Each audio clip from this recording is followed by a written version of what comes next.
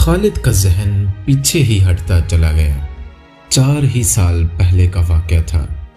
مارچ 625 عیسوی شوال 3 ہجری کے مہینے میں قریش نے مدینہ پر حملہ کرنے کے لیے جو لشکر تیار کیا تھا وہ مکہ میں اکٹھا ہو چکا تھا۔ اس کی کل تعداد 3000 تھی۔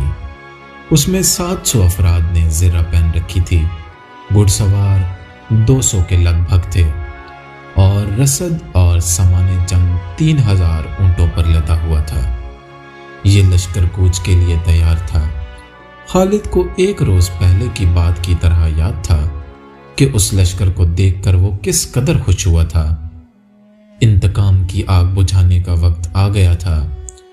اس لشکر کا سالار اعلیٰ ابو سفیان تھا اور خالد اس لشکر کے ایک حصے کا کمانڈر تھا۔ اس کی بہن بھی اس لشکر کے ساتھ جا رہی تھی۔ اس کے علاوہ 14 عورتیں اس لشکر کے ساتھ جانے کے لیے تیار تھیں۔ ان میں ابو سفیان کی بیوی ہند بھی تھی۔ عمرو بن العاص کی اور ابو جہل کے بیٹے اکرما کی بیویاں بھی شامل تھیں۔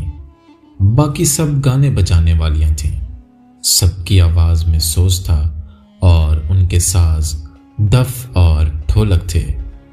ان عورتوں کا جنگ میں یہ کام تھا کہ جوشیلے اور جذباتی گیت گا کر سپاہیوں کا حوصلہ بلند رکھیں اور ان کی یاد تازہ کرتی رہیں جو جنگ بدر میں مارے گئے تھے۔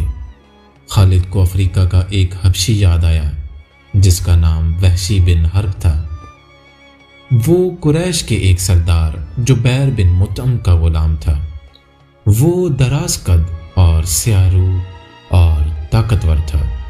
اس نے برچی مارنے کے فن میں شہرت حاصل کی تھی۔ اس کے پاس افریقہ کی بنی ہوئی برچی تھی۔ اس کا افریقی نام کچھ اور تھا۔ اسے عربی نام جبیر نے اس کے جنگی کمالات دیکھ کر دیا تھا۔